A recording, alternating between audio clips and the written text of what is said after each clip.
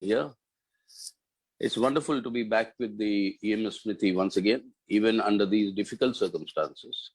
I congratulate the organizers for doing this as a virtual Smriti this year, which is the only way we could have done it, given the pandemic and the conditions we are all going through. But these are very difficult and exasperating conditions. But nevertheless, that you have chosen this method of conducting the Smriti, I compliment the organizers for this. Yes, I was in one Smriti after that master passed away. We all paid homage to him. Now we have lost Murli Master also.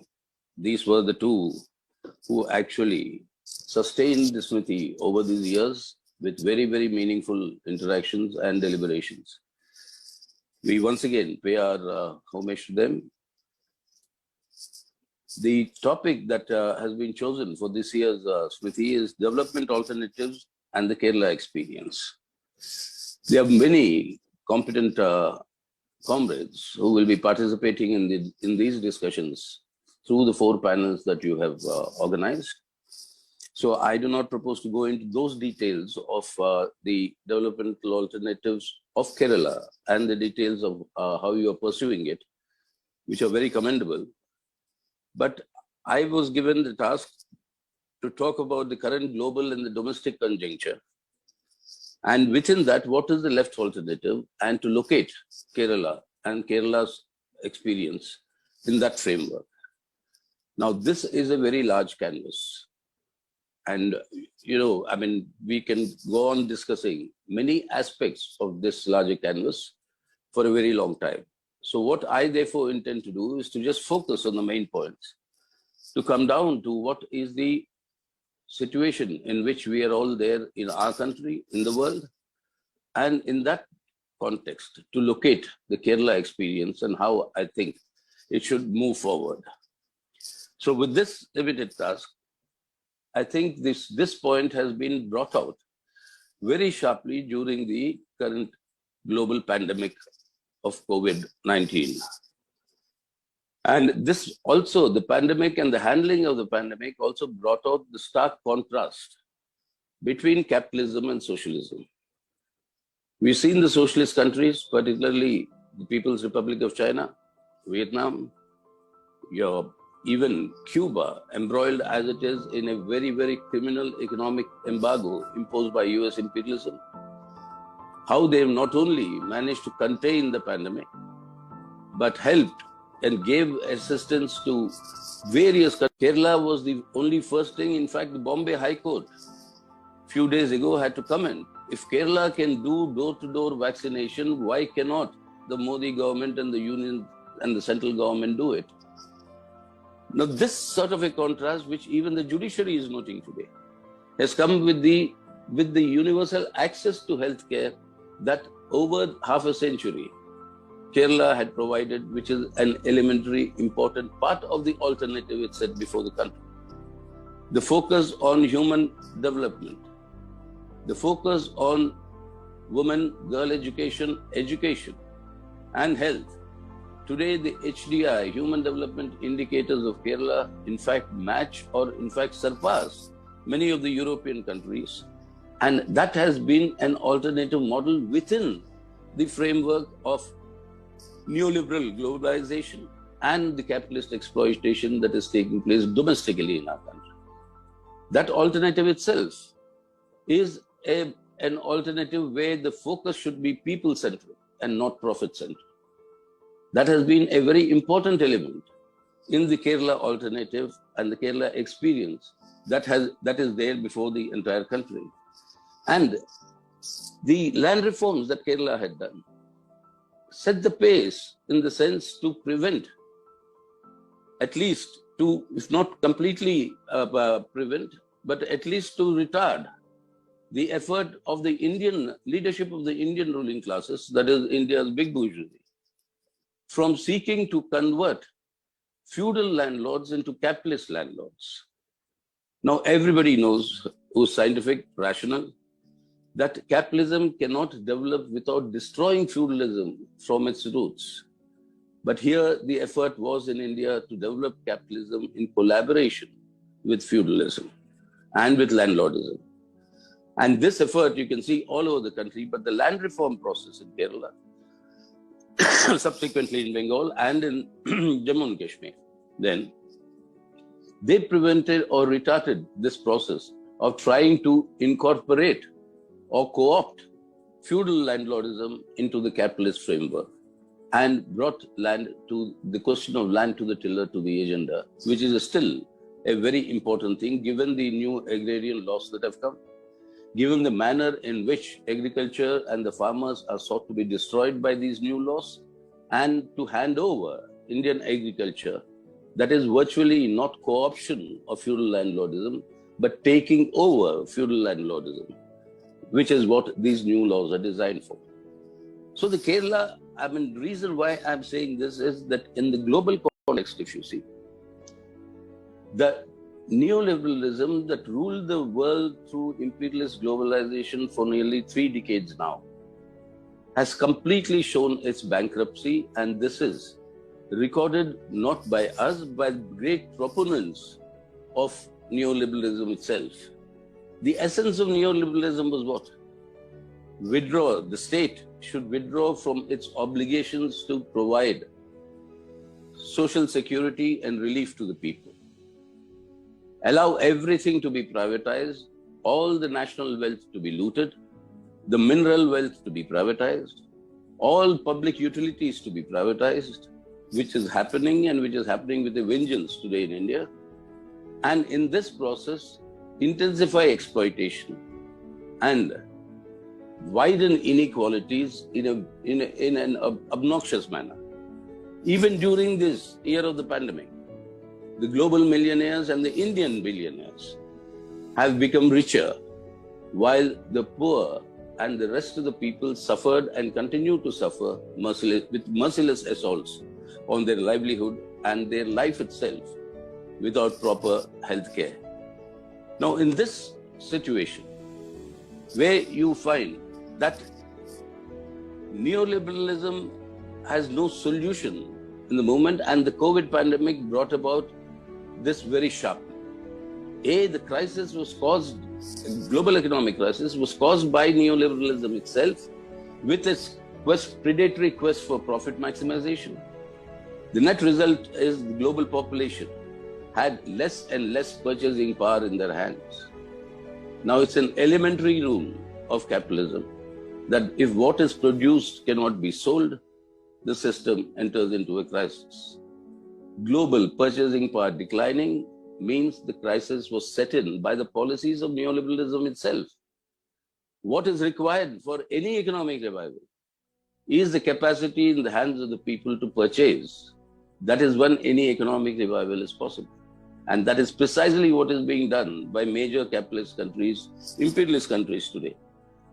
The entire stimulus packages that they are giving, completely opposite of the neoliberal prescriptions, including Boris Johnson, the Prime Minister of UK, who began his speech by saying, I am not a Marxist, I am not a communist, but I am arguing for greater governmental expenditures because that is the only way out.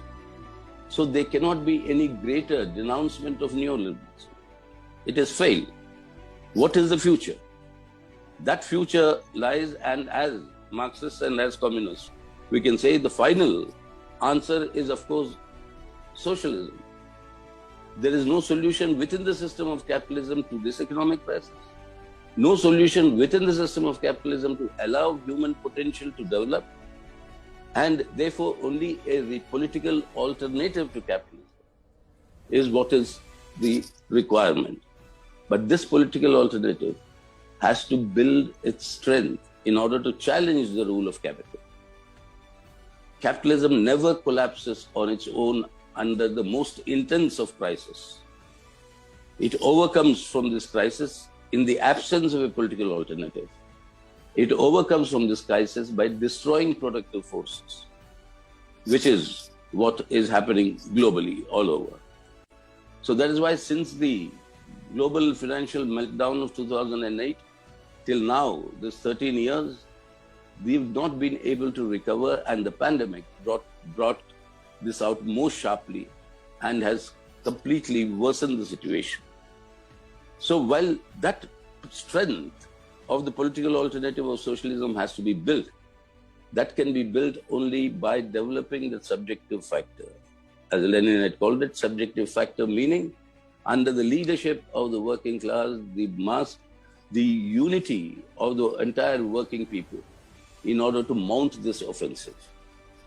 Now, to mount this offensive, that strength has to be acquired. That subjective factor has to be strengthened. To strengthen the subjective factor, people have to be drawn towards us. And to be drawn towards us requires alternatives to be posed before the people. It's just not criticism, but here is an alternative. And that alternative that you're posing is not reformism, like many people like to argue. Like the Kerala model is a reformist model, that within the system of capitalism, you're trying to reform. No, within the system of capitalism, we are trying to show, Kerala is trying to show that there is a people-centric alternative possible. And this is exactly what the Latin American countries, progressive Latin American countries have shown. This is exactly what Nicaragua today, what is being shown today in Venezuela, in various other countries in Latin America. It is not, they are not building an alternative to a capitalist society. They are building within capitalism. They are giving the alternatives to mobilize the people to strengthen that subjective factor, to pose the political alternative to capitalism and to build that. So this alternative development model of Kerala is not a reformist model, but it's a model to mobilize the people for an alternative, political alternative to capitalism, which can survive only by intensifying human exploitation. And to build that or that strength, this alternative is very, very an important element. And that is why we'll have to understand that in this global context, today what we have seen, the Indian ruling classes' complete integration with imperialism, with global capital, and particularly with international finance capital. This has been a tendency of the ruling classes that's been going on for some decades now, at least for more than 2 decades now. But under this Modi government in the last 7 years, this has become more aggressively pursued.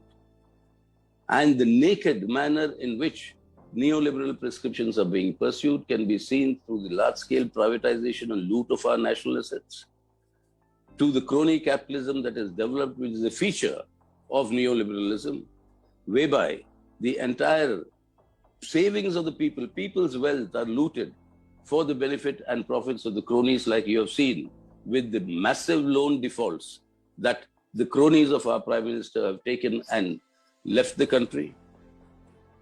This along with the entire assault on all public services, because this is a project that is being developed during the last 7 years, which is a project that was as old, through the freedom struggle, as old as 1925, when the RSS was formed. That the character of India, character of independent India, must be a rabidly intolerant, theocratic, fascistic Hindu Rashtra, as the RSS defined it.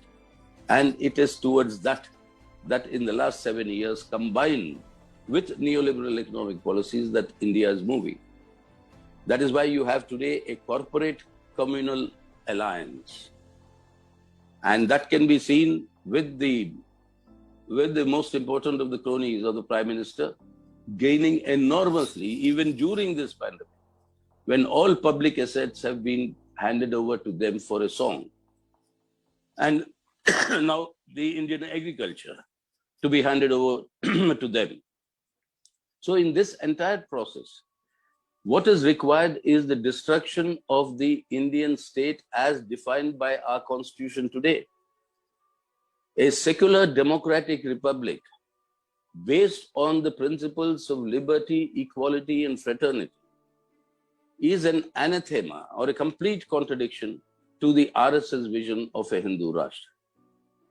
Federalism, which is one of the fundamental features of our constitution, is a complete anathema for the RSS vision, because what they require is a unitary state structure where everything rests in the hands of the central authority in power. So rights of the states are to be withered away, and on that imposed a centralized rule. You're seeing all these threats today. We are seeing all these threats today, how our education system is under very severe attack. Because as all fascist movements grew, and when they started growing, they realized, and it's a requirement, essential requirement for them, that people stop being rational, people stop being scientific. People have to be made into irrational entities, and they have to be devoid of scientific reasoning or scientific temper, and they must be subjected to obscurantism, superstition, and religious mythology. If this has to be done, the education system as it exists today, even whatever meager that it is there, which we have been very critical about, but even that has to be destroyed. That is why attacks on all the universities, all the institutions of higher learning. And that is why today, even in facing this pandemic, it is not on the basis of science, not on the basis, but on the basis of obscurantism and backward thinking and irrationality, allowing super spreader events like the Kumbh Mela, allowing all these activities to go on in the name of religion, saying that the Ganga, Mother Ganga, will save us from COVID in the Kumbh Mela. What ultimately was the result?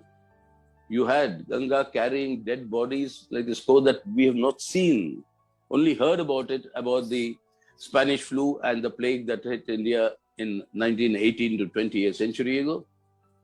But none of us in this generation have ever witnessed this sort of a gory scenes that we have seen in the past couple of months in India.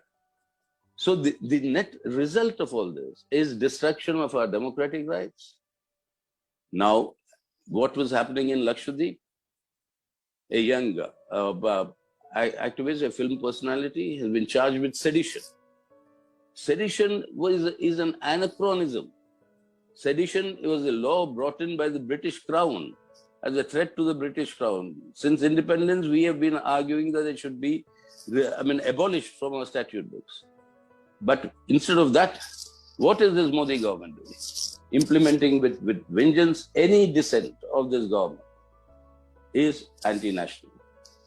So what we see is a systematic destruction of our constitutional values and a systematic destruction of the constitutional authorities from the parliament itself, through the judiciary, through the election commission, through the various other independent authorities like the CBI, like the Central Vigilance Commission.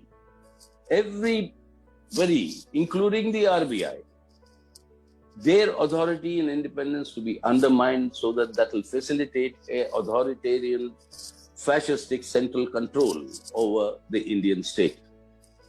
So this is the milieu in which we are in today. Economic exploitation of the people intensifying very, very rapidly. The decline in the Indian economy began 5 years earlier, and they want to use the pandemic as the excuse to cover up all that. And even during the pandemic, they continue with these policies of national loot and wealth without a minimum of any stimulus packages of relief to the people that even countries like the USA, UK, and the others have also given. So this is the direct contrast with the Kerala experience, where food kits have been supplied in Kerala. The only state in the country where migrant workers are called guest workers with respect. And that is something, is the alternative that Kerala is posing to the country, that this is possible. And it is.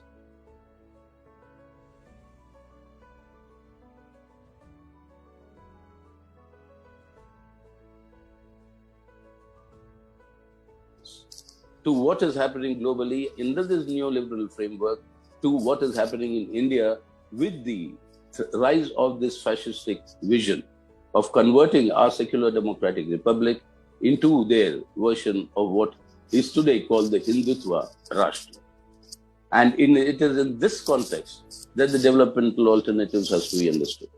Now, in these 7 years, following these set of policies and following it very, very aggressively and vehemently, the Modi government has pushed the country into a situation where 3 new conflict areas have emerged. And these are important to keep in mind in order to define the developmental alternative of how it can be used as a powerful instrument of mobilizing people for the real alternative against exploitation. And what are these 3? These new agricultural laws, the leader of the Indian ruling classes, the big bourgeoisie, and the peasantry as a whole, including sections of the rich peasants, into a new conflict situation. And that can be seen with this glorious, heroic, sustained farmers' protests that have encircled Delhi for the last 6 months or more. Nearly 500 farmers have lost their lives in this struggle. But that is continuing, and that is in one indication a pointer to a new conflict zone that is there.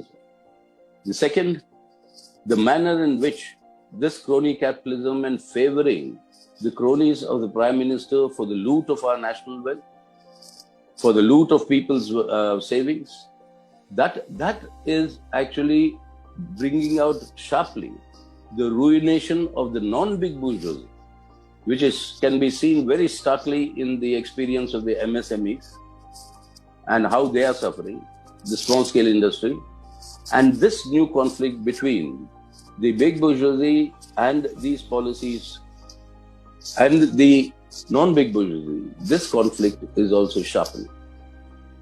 And at the same time, because of the quest for the centralization of authority, a unitary state, in that quest, what is emerging is a conflict between the center and the states, elected state governments.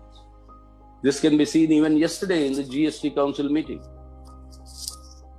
You heard the reports of how the voices of the states were not allowed to be raised properly, and how they want to control the thing under pressure. They have reduced the GST rate. But what we have been asking is for all COVID-related materials, there should be no GST at all, abolish it. So this way, looting people through either rise in the prices of petrol, 21 times they hiked the petrol prices since the election results came out of the assembly elections, since your results came out. And now the price rise in everything, RBI also notes even the food prices are rising by more than 5%. So merciless assaults on the people country. So in this situation, larger and larger number of regional parties are developing newer contradictions with the BJP as the ruling party at the center, including those who have been supporting them in the parliament. You've seen their long-standing allies like the Shiv Sena, like the Akali Dal, breaking away from the BJP. And this is setting in a process of the federal issue, the issue of federalism is coming into the focus. Now, all these 3 conflict situations are pointing towards a very deep crisis, which must be utilized, these conflict situations, in order to strengthen the people's resistance and the people's movement. But within this, what is the alternative that is possible? And it is here that I think Kerala's alternative that has been put forward many decades ago, as I said, and that has been developing since then. This is something that needs to be further strengthened and taken forward. That the involvement of people in the planning process and economic activity, the people's plan process, where more than 1/3 of the allocations were actually passed through this entire process. And people-centric development alternative means people's involvement in these decision-making. And it is this process that will have to be sustained. The most important thing, as the EM 96, I think, that when he was writing about the Kerala, on the Kerala model, and then we started organizing the annual conferences on Kerala studies. In '96, EMS wrote on this when he initiated this entire process of it, and which led to the People's Plan, etc., that the much lauded Kerala model, this is what he said, I'm quoting, much lauded Kerala model of economic development has put the state in such a situation that it has to depend on other states of India, even countries from abroad, for even daily articles, despite the fact that natural resources of the state are such that they are they can not only be self-sufficient, but they enough also to export if proper policies are implemented. So therefore, returning also to the production-based alternative. And production-based alternative, not only service-based. Yes, Kerala has tremendous advantages in the service sector. The IT sector is Kerala's, a very, very essential strength. The intellectual manpower in Kerala is stupendous. It surpasses any other state in our country by a very big gap. And all these are issues that must be properly tapped and utilized, along with also strengthening the production-based things. Kerala, God's own country, has got a tremendous tourism potential, and tremendous work has been done again with people's participation in tourism itself that I'm very familiar with. So these sort of initiatives, while concentrating on the services sector, to get back to production, to also in order to strengthen the economic foundations in Kerala, which must be an important element of the alternative, because in this global situation that we have been discussing, there'll be greater and greater pressures. They're already there in order to force Kerala or any other state or India itself to buy the surplus products produced by imperialist countries and to dissipate or deindustrialize India, which is exactly what is happening, and thanks to these Modi government policies. That is the process of deindustrializing and making us into dependencies again. And if that has to be protected, which is a very important element of the alternative, people have to be shown that yes, that is possible. That possibility, which we have been discussing for some time now, and I'm happy that it has now found a concrete expression in the latest budget of the Kerala LDF government, and that is the well-knit network of service cooperatives in Kerala. You have excellent network of service cooperatives in Kerala. They must be now slowly converted into service plus producing cooperatives for agriculture and small industries, and to brought under a cooperative consortium sort of a situation, whereby it will be through people's participation through these cooperatives that the production, the marketing, and the storage of agricultural commodities in Kerala can be actually enhanced to a very high level. Kerala's potential in fisheries is obvious to everybody. Kerala's potential in your traditional crops, the world famous for your cardamom, your pepper, your cashew, your coir, and these with these cooperatives already exist in the service sector for all these areas. But to bring in more and more elements of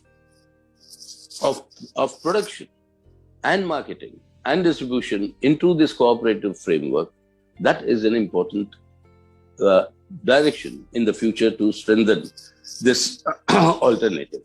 So, and this new initiative that has come in the form of a cooperative initiative for agriculture infrastructure in Kerala, announced in the latest budget, this is a welcome step towards this direction, because it envisages a comprehensive financial rejuvenation loan scheme using primary cooperative societies and commercial banks to establish fruit and vegetable markets, modern fishing marketing facilities, hygienic meat marketing facilities, etc., etc., etc.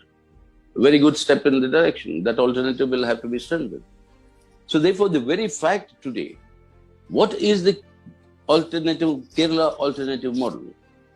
Kerala alternative model is not isolated or can remain insulated from the global neoliberal offensive or the co-option of the Indian ruling classes and the aggressive pursuit of this neoliberalization by this Modi government. It's in this context that Kerala's development alternative is located. And we must realize this location itself gives it a very important element to mount their resistance against what this is happening. Remember, always fascistic authoritarian regimes require the undiluted, unfiltered support of the corporate world and of the bourgeoisie. It was world's monopoly capital that sustained and promoted Hitler to begin with. Hitler always used to keep a photograph of Henry Ford on his table. And once when he was asked why, he said Henry Ford gave to the economic, he talked of the floor management system in production, the SOP in the LDF and the Kerala alternative model.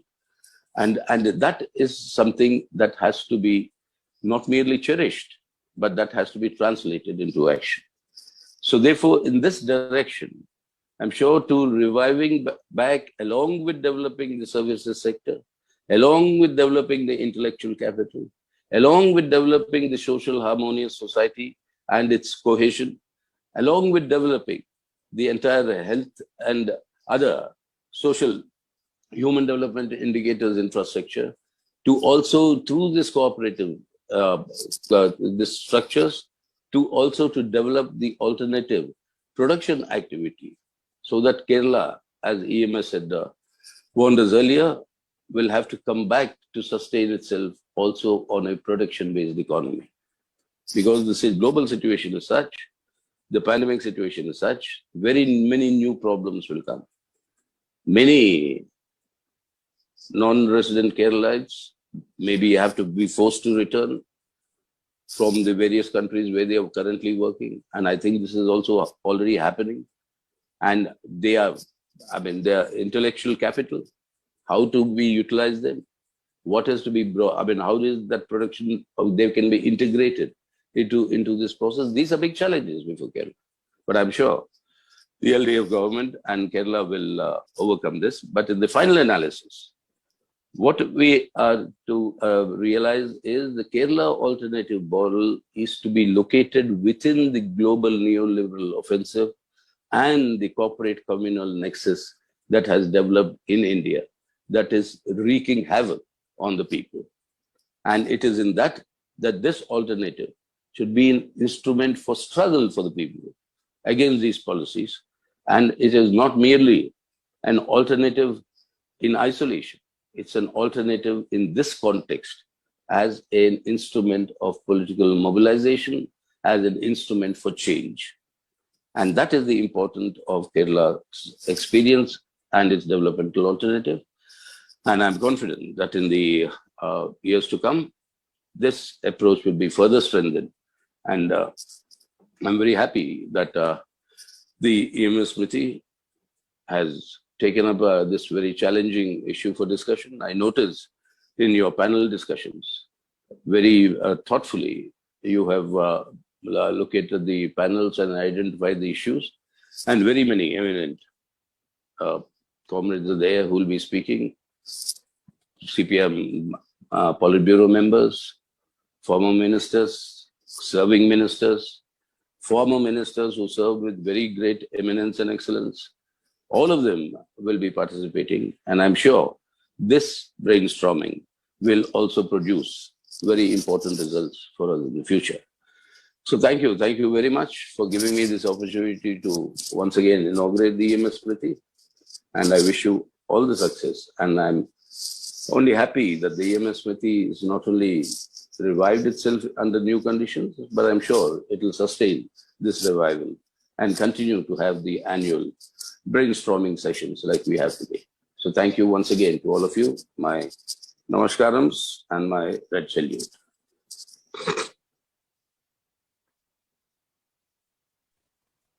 Thank you, comrade. Comrade, if you see the chat box, we have 2-3 questions. Okay. Are you taking it now, or after this we have a memorial speech? Better we can take it now. Only 3 questions are there. Yeah, tell me. Yeah, I'm just saying. Which one? Agrarian